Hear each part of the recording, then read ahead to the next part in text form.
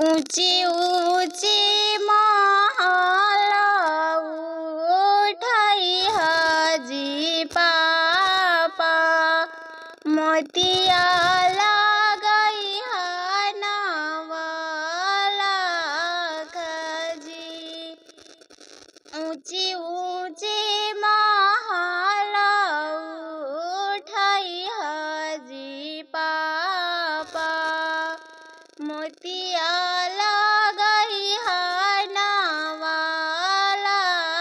खजी आंगना में रोपिहा पापा तुलसी के गाछिया हो दुआरे गजलवा के फूल हो आंगना में रोपिहा पापा तुलसी के गाछिया हो दुआरे गजलवा के फूल हो सब कोई निरखेला जना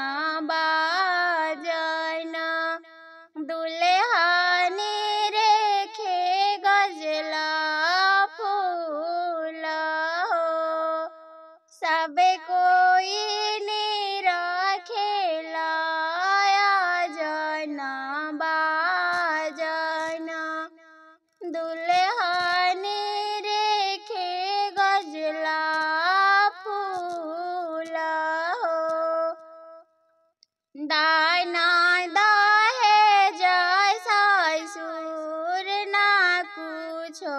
लेबो हम लेबो गजला के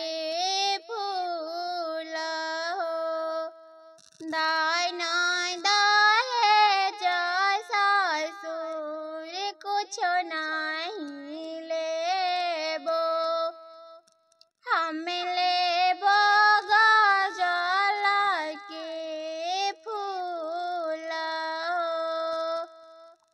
इतना बचन जब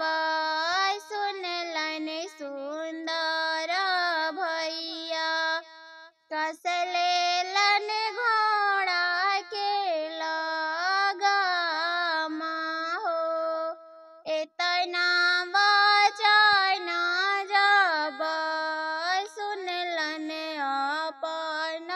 भैया कस लेलन घोड़ा के लगामा हो दाना दहेज जीजा सब कुछ देबो नारे देबो गजला के फूल हो दाना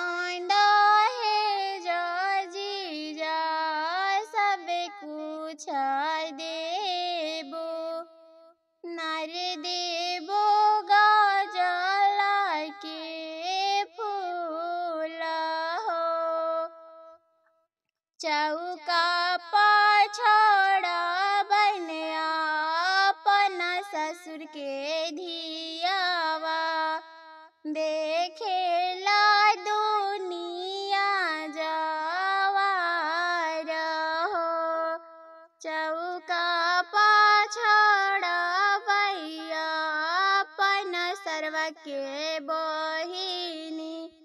देखेला जग सार हो अपनी महलिया से बुलेथिन सुंदर बेटी सुना पापा हमार हो अपनी महलिया से बुलेथिन अपना बहिनी सुना भैया हमार हो चांद सूरज